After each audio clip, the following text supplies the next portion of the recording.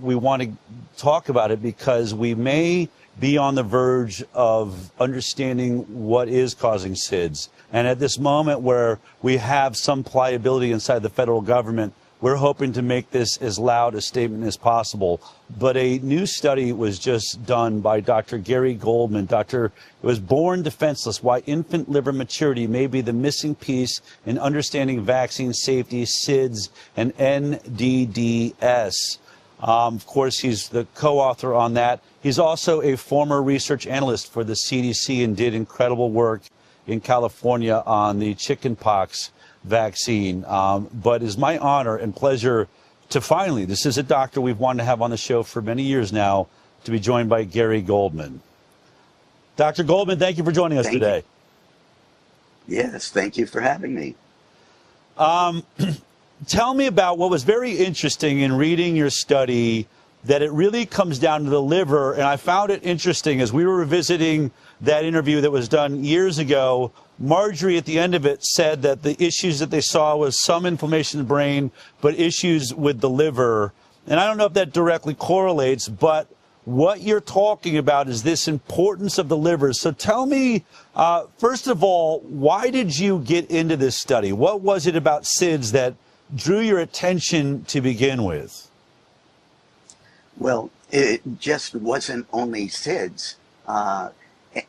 The immature CYP450 enzymes, which are largely inside the liver, are responsible for metabolism and detoxifying various drugs and even vaccine excipients and components. And so it can have there is so much variation within an individual, especially infants. This is something that needed attention. We have infants that die of SIDS, an unknown cause. Why is that? Yet some are perfectly healthy. And it comes down to each infant has a very individualized, specific set of enzymes, that partly genetic, part is developmental, as with age. And these enzymes take 2 to 3 years to fully mature. So giving vaccines at a preterm or at a young age can cause numerous issues due to the immature liver CYP450 enzyme system.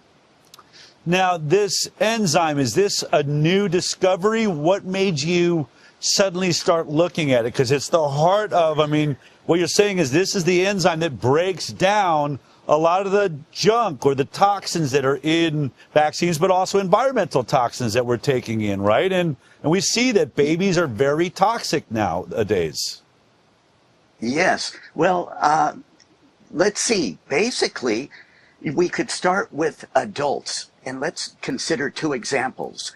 For patients that are prescribed warfarin as a blood thinner or anticoagulant, the FDA recommends considering genetic testing to account for individual differences in how the drug is metabolized. And it turns out they test a cytochrome, which I call CYP450 enzyme. Now, there's a whole family of these. There's 57 different families of these genes, and they all tackle different substrates or different substances. Now, the CYP, cytochrome P450 enzyme, labeled 2C9, is the enzyme that plays a primary role in metabolizing warfarin. And certain genetic variants can reduce that enzyme's ability in individuals to cause a breakdown of the warfarin. Some individuals, the breakdown can be slow. In some, it could be very fast. If it's slow, it results in the accumulation of the drug in the bloodstream. And this can raise the risk of excessive bleeding and, in extreme cases, lead to fatal outcomes if standard doses are used without adjustment for slow metabolizers. So that's a case where this testing is already done in adults.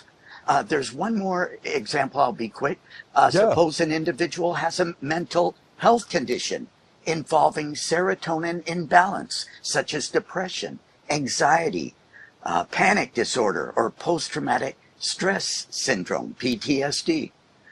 If they are prescribed a selective serotonin reuptake inhibitor, an SSRI, and CYP2D6, another cytochrome P450 enzyme, reveals they're a poor metabolizer, the drug will stay in their bloodstream longer than intended. This will lead to elevated drug levels and increase the risk of psychiatric side effects, including suicidal ideation. So pharmacogenetic testing is increasingly used to guide safer, more effective drug prescribing, just as it helps tailor adult drug dosing. It could also identify genetic variations in the key enzymes in infants and children. And these enzymes play a critical role in metabolizing and detoxifying vaccine excipients, including aluminum salts, polysorbate 80, and certain preservatives. So pharmacogenetic testing could help identify infants with genetically reduced enzyme activity, allowing clinicians to individualize the timing and selection of early life vaccines. And this personalized approach may reduce the risk of excipient accumulation and adverse effects during vulnerable periods of immune and neurological development.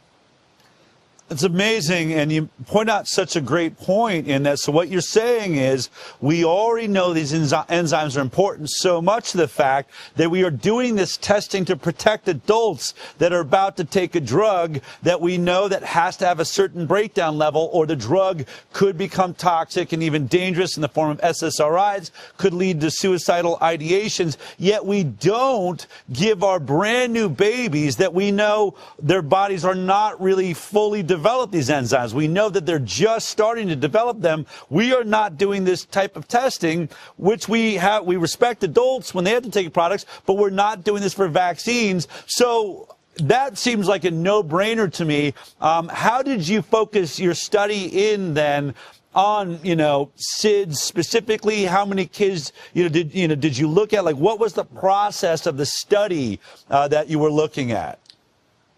Well, first, it wasn't only SIDS. This is extensive for virtually any adverse So autism could be affected by this too. Autism and other neurological disorders. Yes, and I can explain why. Before modern medicine, infants were exposed to natural toxins and contaminants, like you mentioned, in the environment, mainly also through breast milk. And without vaccines, infants had no need to metabolize synthetic excipients or aluminum-based adjuvants. The CYP450 enzymes are mainly located in the liver, in those cells called hepatocytes, and they're responsible for metabolizing and detoxifying, get this, 70 to 80% of drugs, and also some vaccine excipients. And these enzymes are underdeveloped at birth, and they mature over the first 2 or 3 years of life. And so that's why that's a nice graphic that we have. Yeah. It shows that it takes a significant period for these enzymes to really kick in and have the developmental maturity to do the job of detoxifying. So we could take, for instance, hepatitis B given on the first day of life. Yeah. those enzymes Bring that up. may not be When able you're to. saying this, I want to be looking at this graph. Folks, look at this. That is where you're at. 5% development of this enzyme to break it down. A hepatitis B vaccines coming in. We've talked about the fact that the aluminum load is, 10 times what the oral dose that was ever approved. It's massive. There's also aluminum in the vitamin K shot that you're getting on that very first day. So you're just pounding that little fetus that doesn't have the enzymes to break all this stuff down. And that's just the beginning of this journey to, as Aaron Siri just said, 26 to 29 vaccines by the time you're at 12 months, many of those coming at 3 months and 6 months.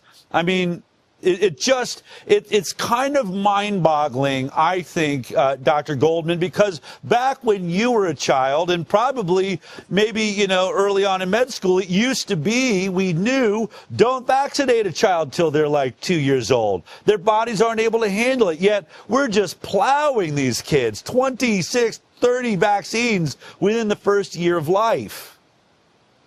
Yes, and we have a related study dealing with number of infant vaccines and the increase, as those increase, infant mortality increased among developed nations. And we, in the analysis there, eliminating that early neonatal vaccination saved 1 death per 1,000 births, just eliminating that alone. Wow. So a lot of these studies are interrelated. And even today, as you said, there's over 20 vaccines scheduled in the first year of life, each carrying adjuvants, stabilizers, preservatives, multiple trace. And these multiple trace doses can add up, reaching unsafe levels. And you're right about the MITCA study. That from the FDA has a value that's likely 8 times higher for aluminum safety than it should be, according to other federal agencies. Yeah. So this really calls for greater attention to individualized risk, and particularly in infants with known vulnerability. Now, there's a genetic difference. I think we have a graphic on that leads to variations in liver enzymes. There it is, by ethnicity. And if you notice whether a child is a poor or a rapid metabolizer can vary by ethnicity. A small percentage of infants in all ethnicities are poor metabolizers, shown in that red bar. Most of them are average in the green, and some are rapid. If you have a rapid metabolizer and vaccinate them, the reaction may occur, the immune activation may occur so quickly, the child may need another immunization to kick in with protection. So it ranges from poor or even no metabolizing to ultra rapid, which could also lead to difficulties. Let's see. Sometimes people wonder that